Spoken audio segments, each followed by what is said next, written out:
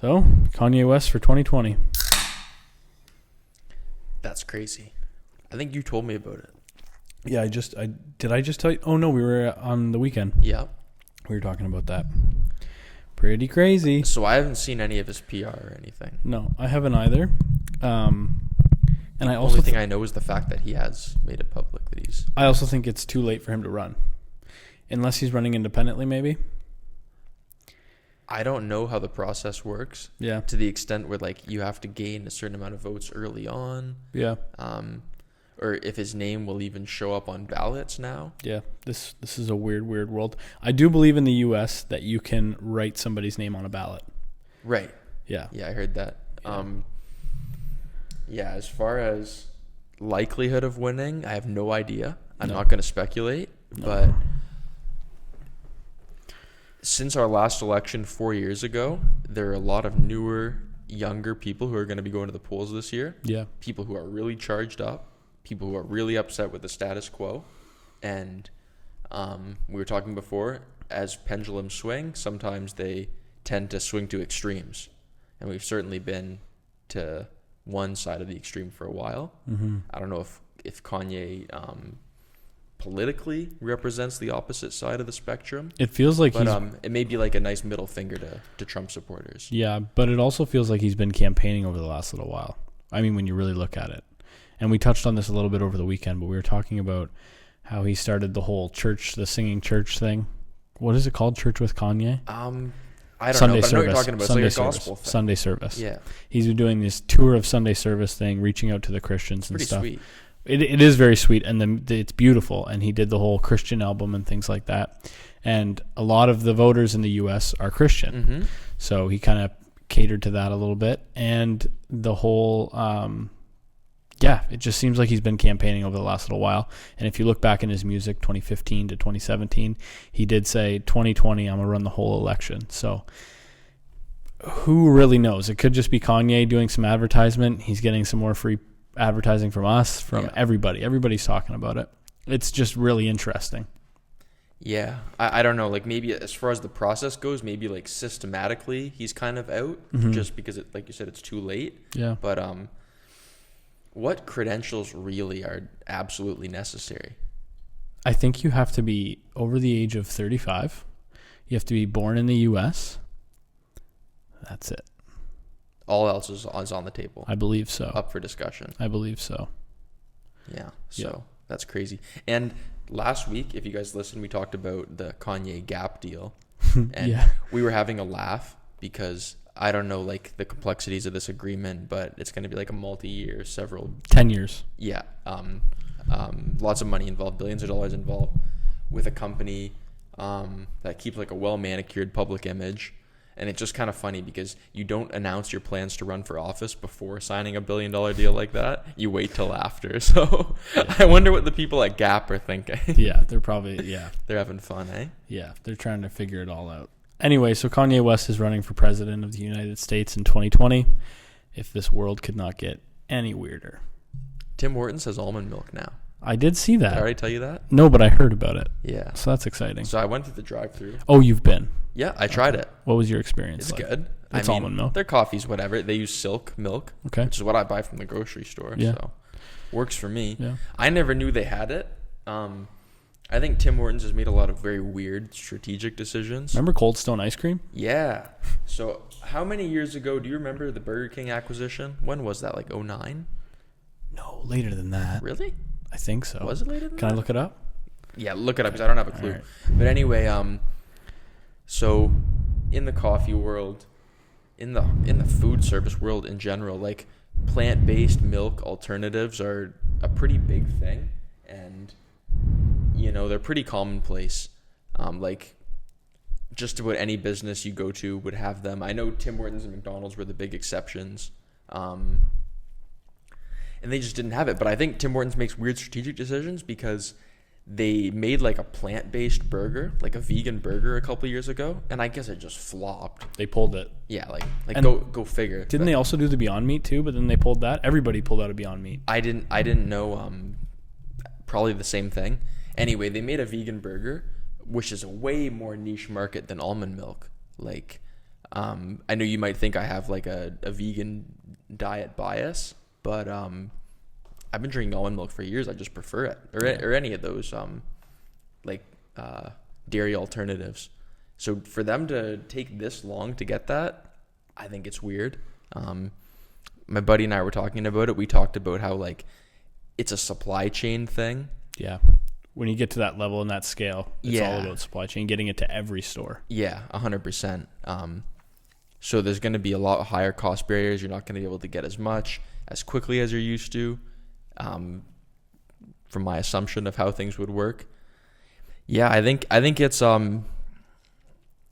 interesting because like dairy farmers of Canada are like a very powerful like lobbying group. Yeah. And they can throw that weight around.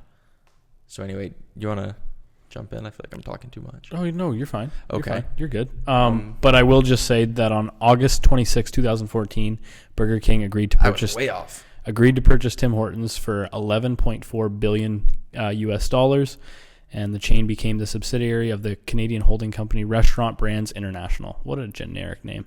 Which is majority owned by Brazilian investment firm 3G Capital. So it was late 2014 that they made the acquisition. Gotcha. I was way off. But yeah, like from an ethical perspective, I do think dairy farming is wrong, but like I understand that an industry that huge should not just be dissolved at once. Yeah, it's massive. Yeah, like so much economically is riding on this huge industry. That's how a lot of people feed their families. So I don't think it's something that you can just up and get rid of because it's bad for cows. Yeah.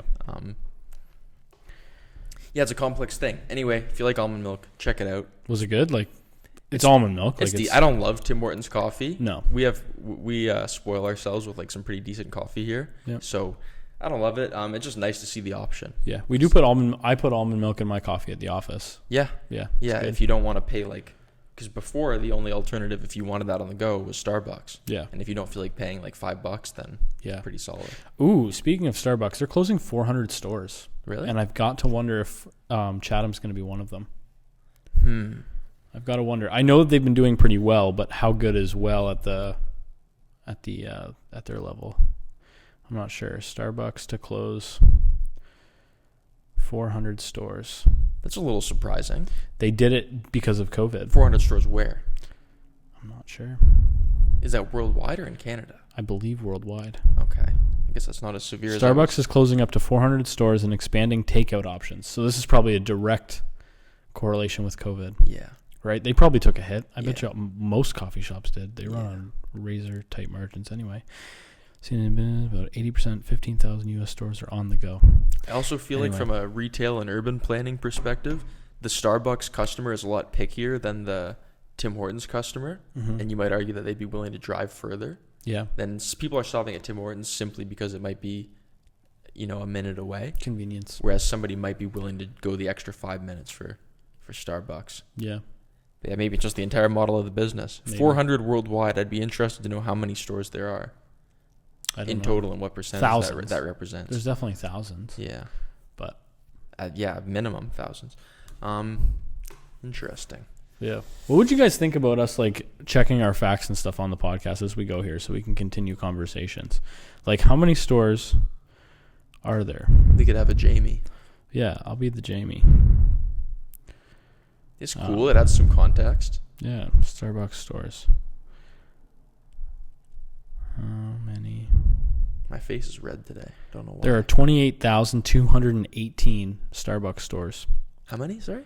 28,000. No, how many did I say? 28,218. That's a lot. There's only 4,846 Tim Hortons. So they're closing, what's that, 1%? I think so. It's probably. No, it's like. No, it's less than 1. 28,000 stores? Yeah. It's a lot of stores. But to embarrass myself with my mental math. It's okay, guys. But yeah, so it was because of COVID? Yeah. Well, it sounds like it. They're going to do all takeout stuff, like instead of more like a grab and go style. Because one of the beauties of Starbucks, especially when I was up at university, people would go there to study. They sit in there. Yeah. They loiter, whatever you want to call it. Some people are being productive. Some people are looking at memes. Yeah, that is one of the things of Starbucks. If they were to take that away, Who knows? Yeah. Do you think that's an asset or a liability to the company? People loitering. It's a liability. Well, they do have to. They probably buy something on the way in, and they're more likely to buy something a second time, which you would never do. That is true. If you were there. That is true. I mean, I guess they already have the real estate. Yeah. And if people are gonna chill there, You can't franchise those either, eh? you can't. No, they're all corporate. Really? Yeah. Fun fact. I did not know that. Fun fact. Anyway. I know with some stores, like McDonald's, for example, they're not all necessarily franchised, Mm-hmm. but obviously you can, if you fit like the requirements of where you're going to put it, upfront capital investment, that kind of thing. Doesn't McDonald's own all their land too? They own all the land that their McDonald's sit on? Yeah, I believe so. Yeah. They're a real estate company. Right. That's what a lot of people say. But yeah, I know like maybe like a Times Square Manhattan location. Yeah. The company would own, but in Chatham they're all franchised out. Yeah. By the same family, I believe. Maybe. Yeah. Yeah. Anyway. They also have a little deal with Walmart. Yeah. And Subway, the same with Home Depot. That's right. They do stick Subways in Home Depots. So, I wonder what kind of like consumer behavior studies went into deciding that Home Depot was a Subway place and not a McDonald's place. Yeah. I don't know. Like those guys are ripping the foot long. Maybe like 6-inch foot long. It's like units of measure for wood. I don't know. Yeah, they share the saw. Home Depot. We're here. Oh man. Yeah, I guess Chris D'Elia is a pedophile. Yeah. I liked him. I'll say it. Allegedly. I think he was funny. Yeah, allegedly. Allegedly. He's a pedophile. If it's true, then my condolences to everybody who was victimized by him. Yeah. But yeah, I won't lie and pretend like I didn't. I thought he was really funny. Yeah. And that line about the Home Depot thing, "We're here for you," is a recent bit of his. Anyway. Yeah. Yeah. Talking about how brands try to like veil their pushing their product with like, "We're here for you." Like during times of like COVID and stuff like that. In times like like these, you can still buy wood at Home Depot. Yeah. Or I watched Home Depot cares for you. I watched a Volkswagen commercial. Might cut your job. And they're like, "When you're ready, we're here." Like, okay. Wouldn't you just love for me to be ready to buy a Volkswagen right now, eh? Oh man. I bet you're ready. Volkswagen is a huge company. You're chomping at the bit. They're one of the biggest in the world. Maybe second. Definitely. Maybe second. Yeah. I have a question. Yeah. Were they started by Adolf Hitler? I feel like that's something I would have known were it true. So I would say no. I think we have to Google this because I've heard that. I've heard that he started that car company in order to get vehicles for the World War. I know they heavily cooperated. Okay, let's just see here. Sorry, guys, we're just getting into the Google foo here. Yeah. 3 Googles per show. Yeah. That's your limit.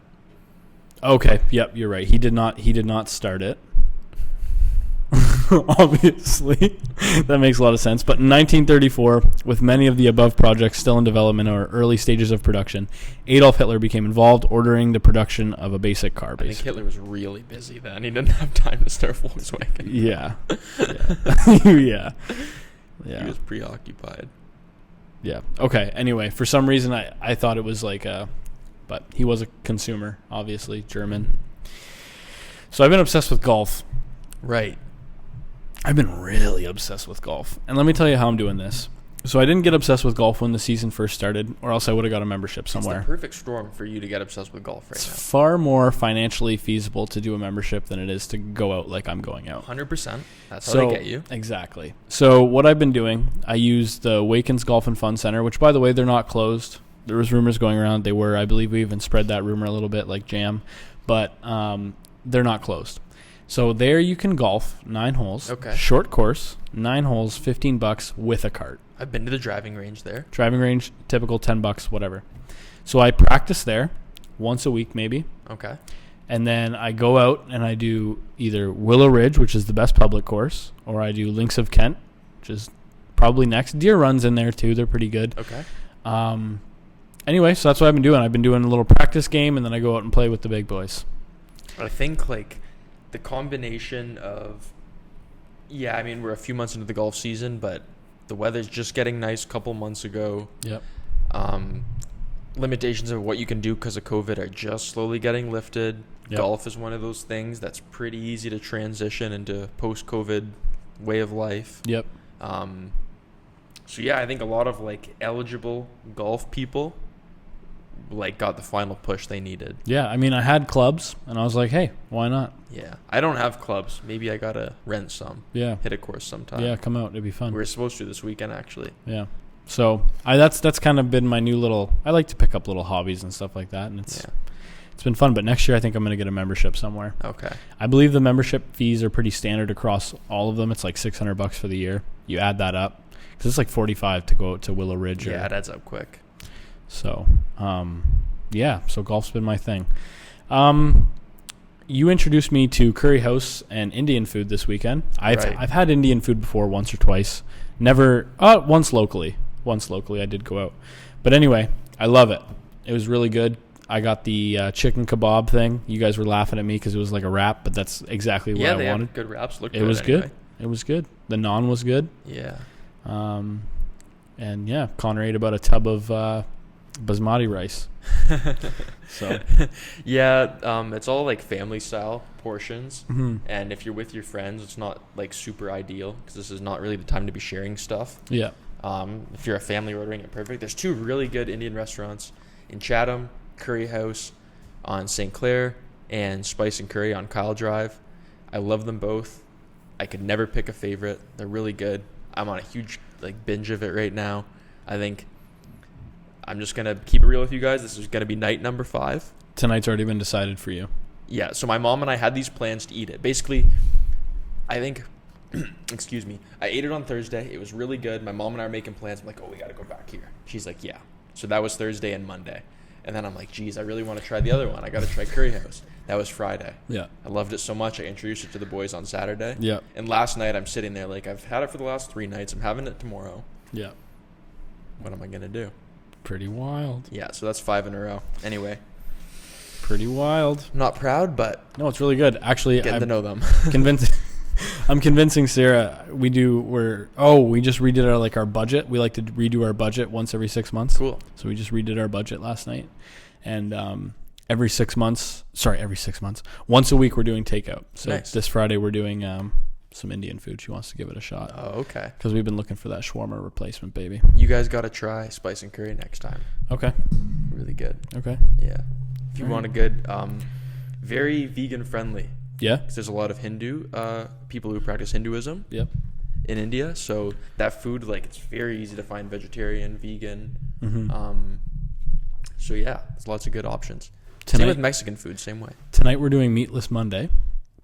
All right, I wanted to ask you about that. Yeah. My turn to cook. Okay. What should I cook tonight? So okay, I'll think of a recommendation, but back me up a bit because I know it was always your intention to do the Meatless Monday, mm-hmm. and you guys were doing it for a bit, mm-hmm. and then one time I saw you last week, you're like, we just went to the grocery store, we didn't buy any meat at all. Yeah. So did you guys do a vegetarian week or? We did like a vegetarian 5-day. Okay. And it was guided by Sarah. Sarah's the one that wanted to do it because it was the steak on the barbecue. We went camping and then she went to the cottage, so she was just kind of eating whatever was there. A lot of barbecue, probably. A lot of barbecue, a lot of like chips, like you're eating whatever when you're camping and stuff. So she almost wanted to do it for like a detox type sort of thing. Got it. So that's why we did it.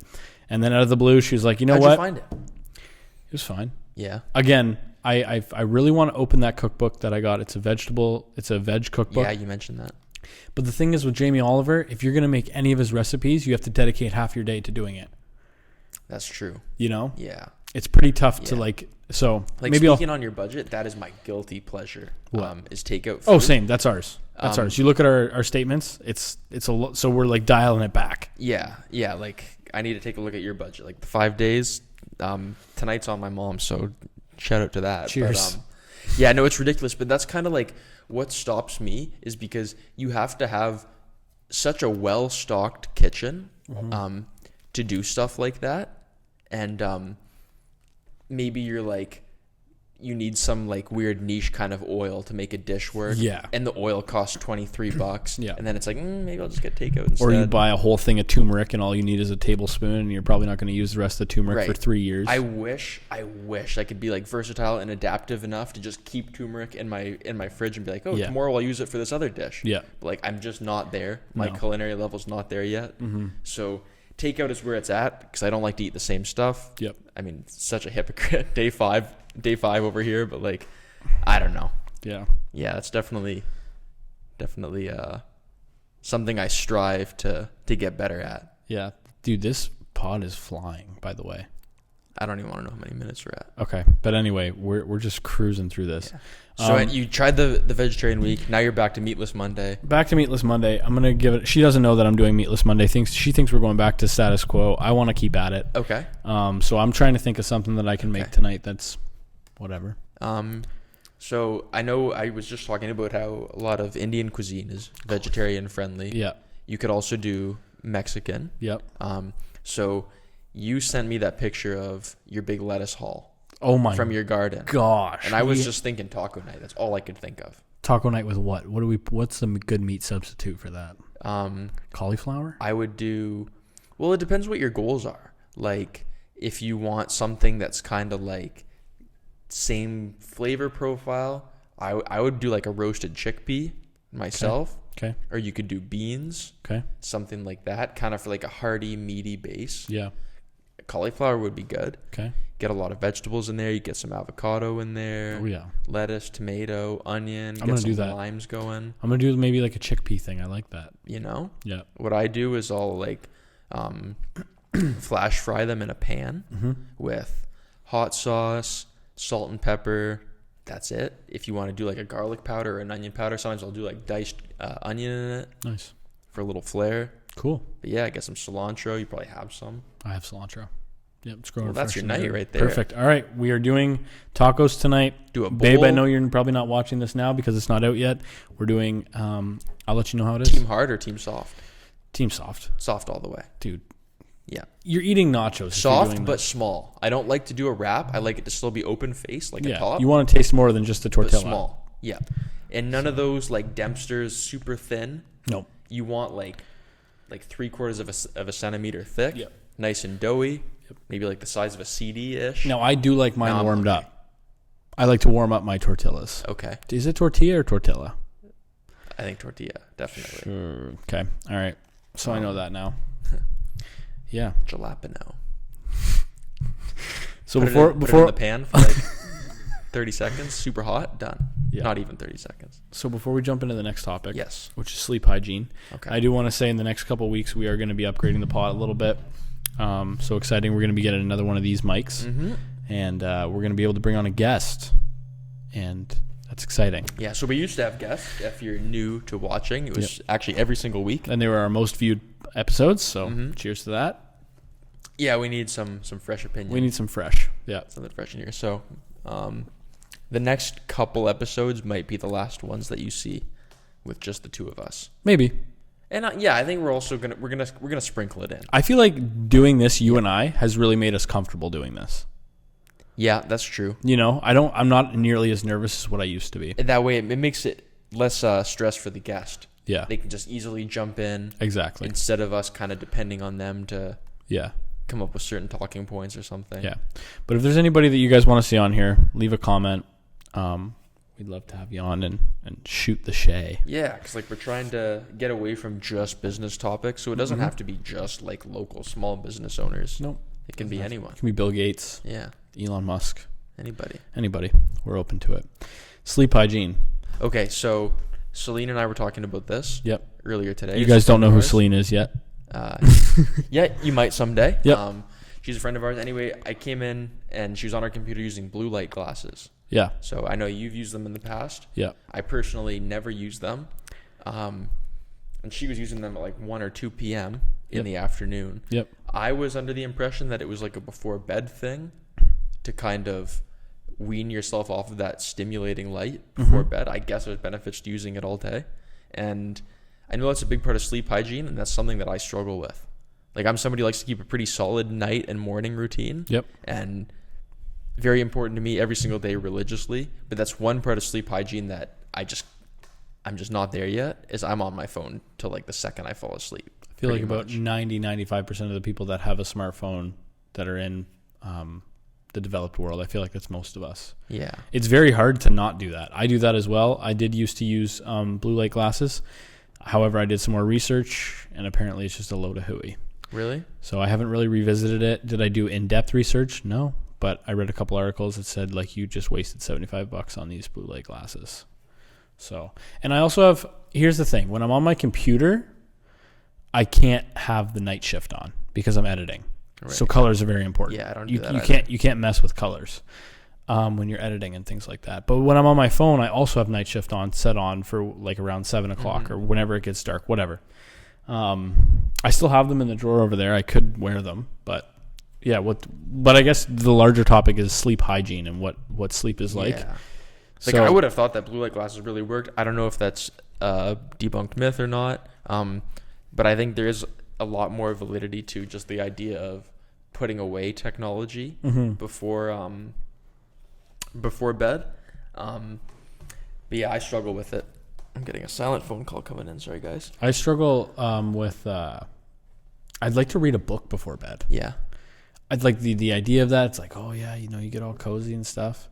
But then I just don't do, like, I even put a book by my bed for like a few nights to like try and do it. But my new thing, which I've just been trying, is like stretching and giving myself a massage. Okay. Yeah, it's been awesome. Like, I'm trying to learn to like give myself a self massage, which is not as sad as it sounds. It actually feels insane. Okay. Right before bed, you get behind the neck. I'm shopping around on Amazon for like some devices right now. I have a Theragun. Right, yeah. I love it. That's kind of I'm getting a call too. One of my kicks. Yeah. What's your night routine? My night routine. So there's only a few things that I like to do, and one of them is I eat an apple before bed every night, religiously. Since it really started when Sarah and I got married. What kind of apple? Macintosh. Yeah, I just eat a Macintosh. Is that apple. the dark red? No, that's not the dark red. I was gonna say I'm not you're a sociopath. insane, dude. I'm not a sociopath. Yeah, Red Delicious. It's either green. Forget about it. It's either green or the Macintosh apples. Yeah, I almost got Macintosh and Red Delicious confused. Yeah, no. Listen, we were both produce boys. We should say that. Macintosh, Fuji apple. Yeah. If you want to go bitter, Granny Smith maybe. Yeah. You're not touching a Red Delicious. Granny Smith's my jam. That's insanity. Yeah, whoever's eating Red Delicious, get out of here. Fuji is elite tier. That's it. Yeah. End of discussion. Okay, so you eat an apple. I eat an apple. I do a little bit of stretching sometimes before bed because I've actually found that really helps as well. Okay. Right before you go to bed and right when you wake up. Yeah, for sure. Other than that, man, I don't really have like a skincare thing. I do have this zit right here that's been growing, I didn't even notice. I don't get zits. Okay. So I'm like, where's this coming from? And then as far as washing my face and stuff, I might wash like with soap my face. Yeah. Once or twice a week. Okay. And that's kind of been my secret sauce. I do moisturize now. I've been moisturizing, which is good. But as far as nighttime routine, no. But walk us through yours. I mean, I don't know. I think that's a thing. A lot of people, when they first get into skincare, they probably wash their face too much. Or they probably like jump the gun and do too many steps. My nighttime routine, I guess it starts when I take a shower. So I do that, get ready for bed. Yeah, you're a double day shower, right? You do. I don't have to shower in the morning. Before bed is non-negotiable. Yeah. Yeah, like just without question. So I do that, do my skincare and all that in the shower. People who wash their face over the sink, I don't get it. There's water everywhere. Yeah, it's messy. It's ridiculous. It's messy. It's ridiculous. It's messy. How do you do it? I don't. I wash my face in the shower. Yeah, like you got to do the shower method. Yeah. I wash my face every night. If you wear sunscreen, which you should every day, you should wash your face every night. I do that, and then I try not to be on my phone, but that's kind of like, that marks the end of the day for me, is the shower, and then I'll do the stretch and the massage thing and go to bed. That's my thing. Yeah. Cool. Sorry, this is just Celine texting us. It's all good. Yeah. No more phones next episode. Sick. Yeah, no more phones, guys. The phones have been out way too much this episode. Okay, so what's your morning routine like? Do you have one? Like, kind of I do. I've been trying to get into one. The schedule's going pretty well. We're a couple weeks in. Yes, that's true. Basically, I wake up and that. some days I'll eat breakfast, but most days I don't. I'll typically go till 12 p.m., 1 p.m., and that's when I'll typically eat. That's what I did today, for example. Yeah. But I'll get up. I'll probably shower if I didn't the night before. Okay. And then right out of the shower, I shave, and then I put on my moisturizer. Typically, I don't have coffee till I get to the office. Gotcha. Yeah. That's about it. Nothing crazy. Makes sense. Yeah. I would like to get into, like, people meditate and stuff, and I think that's cool. It'd be cool if I could sit for a couple minutes and just chill. Probably could if I got to that space. You meditate, right? Yeah, and I just want to say, like, you're probably never going to get to that space or whatever you think it is. Like, just really quick recap of my morning routine. When I wake up, turn the lights on. I'm a very regimented person. Mm-hmm. That's just the way I am. Like, I like to have a highly structured day and life and whatever. So maybe you don't need to be as, like, obsessive as I am with a morning routine. But lights go on right away. Otherwise, it's too tempting to fall back asleep. Just get on your feet. Usually go grab a drink of water, brush my teeth, go to the bathroom, all that. And then I go back into my room once I'm kind of adjusted. And then I go to meditate. I feel like if you do it too early, you're still sleepy. But I just put on, like, a guided meditation for, like, 5 minutes, 10 minutes, or a timer for 5 minutes, 10 minutes. And some days it's easy and you feel really zen and you think you're insane. And then some days it's hard and you can't focus for half a second. But yeah, all you have to do to start is try. And, like, if it's a miserable failure, then it is what it is. Yeah. And I've been doing it, I think, every single day for, like, just about 2 years now, which is crazy. Wow. And there are still days where I can't do it, you know? But it helps immensely. And whether it's in the morning. What would you say it helps with? Or afternoon or night. I think there's this quote, and I'm probably going to butcher it, but it's like, most of man's problems are created from the fact that he can't sit alone with his thoughts for 30 minutes. I've heard that. Yeah. And I think it's really important to dig deep into, like, the layers of your consciousness and your mind, because there are things that are so easy to brush off, or things that are so easy to forget about, or to not address. Yeah. And, you know, we repress certain things, and sometimes we forget our true intentions. But I think it's so important to let your mind just run free, let it go crazy. If you're fixating on certain things, then whatever, because it's just so important to, like, take inventory of your thoughts, I think. Yeah. Take a second and think about, I like that. 100%, because, you know, you can wake up and you can be awake all day and distract yourself to the point where you don't have 5 minutes alone with your thoughts. Like, you're going to take your phone to the bathroom. Even in the shower, you're focused on shampooing your hair and this and that. But to genuinely really do nothing, if you're driving, you're focused on the road. Yeah.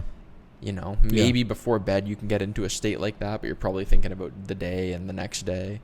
I think it's super important. Somebody could explain it more eloquently than I could. Yeah. But if you're not good at it, neither am I. And I've done it for years. I think it's huge. Really cool. I did try it briefly. See, I would like to. I'm not nearly as regimented as you are.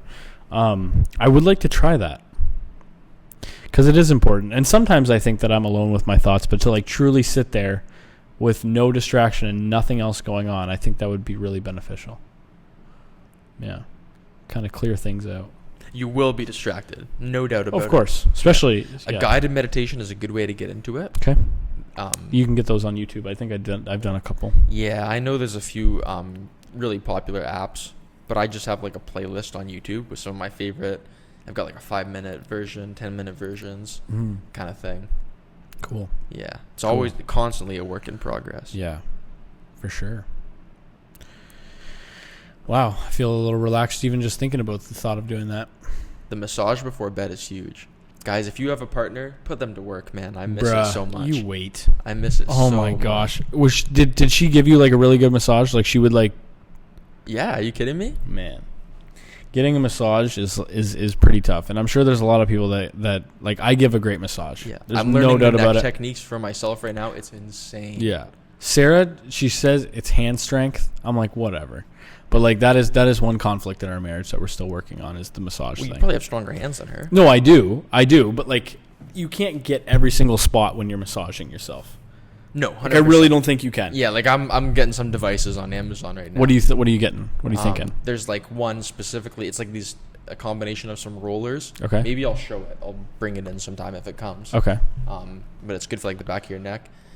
Yeah, I'm not an expert. I don't know much about it, but just like stimulating different parts of your body, putting pressure, getting the blood flow going, kind of like soft acupuncture style. Cool. It feels so good. Cool. And like for me, a restful, beautiful, long night of sleep, that's like the most underrated thing in the world. It honestly is. And you know when you wake up, you know that you've had one of those sleeps. Yeah. And now more than ever with this new bed that Sarah and I have, has been great. I do think I have to swap out the pillow. What kind of pillow do you use? Hard or soft? It's a little on the hard side. I'm firm as well. Yeah. It's like a memory type foam, little beat. That's Sometimes what I just push it back and put my head on the... You go flat? On the mattress, depending how I feel. Probably like 50-50 kind of thing. Cool. I like a cold room. Yep. With lots of blankets. Yep. Pitch black. Yep. That's the vibe. Are you side, or do you sleep on your side, face, back? Back is key. Yep. I try to do back. Sometimes I find myself waking up on the side. Yeah, I think back is better for you for... I'm a back sleeper. Yeah, I don't know. Maybe posture reasons. I don't know. I'm sure mattresses are so good now that it doesn't necessarily matter. I know if you sleep on your side, you're supposed to put something between your knees. Yes. I don't know. I prefer the back. Yeah, me too. Anything I do, like as a night routine, as a morning routine, it's all to achieve that sick sleep. Yeah. Sleep is underrated. Yeah. Sleep is underrated. Wonder how much sleeping is going on in Hong Kong right now. There's some crazy stuff going on there. Transition. That is a weird transition, but I'm working on the transitions going into different topics, and not to make light of the situation that's going on in Hong Kong, because it's absolutely insane. Jared told me a little bit about it. So if you want to jump in. From my understanding, Hong Kong is / was a democratic state, whereas China, mainland China, is run by the CCP, which is a communist party, and basically they're trying to take over Hong Kong, to my understanding, and there was just a law passed where it's now illegal to utter any anti-state sentiment in Hong Kong. Mm-hmm. And as you know, there's been a lot of protesting going on in Hong Kong, and now to bash the state, written, orally, protests has now been made illegal. And now because of the hostage harboring situation, things are getting more aggressive. I don't want to misspeak or overstep on the situation. I encourage you guys to go research this for yourself, as I'm going to later today, and really look into what's going on, because it's scary stuff. And I've been very close with people who are from communist countries, and things that seem so mundane and taken for granted here can be taken from you at any minute in communist states. Like, I know people who aren't allowed to divest more than a certain amount of money every year from the country. Like, if you want to up and move to Canada, then you're limited by how much money you can take, or the state can come and seize some of your stuff, or you can get sent to jail for a petty crime to give you like a warning for something else that's going on and stuff like that. And I know I'm not explaining this very well, but what's going on is a really big deal for democracy in Hong Kong, and all the protests and everything that's been going on may have been just in vain now, based on how things are looking. Yeah. So it's a pretty grave situation. Yeah. Brutal. Anyway, guys, I think we're going to wrap it up there. That was a little bit of everything, this podcast. That was a little bit of everything. I think we went way over the 30-minute mark, which is fine. Sometimes they're going to be longer. Sometimes we're going to have different conversations with different people. I think the way I look at it is like, if it flows, it flows. Exactly. If that's 15 minutes, then cut it. That's been kind of how we've been doing it, guys. As soon as it gets a little stale or whatever, we just kind of chop it off. That's it. And I think we're there. So thank you, Communist Party of China, for ruining the podcast. Yeah. Thanks a lot. Good night, everybody. Thanks.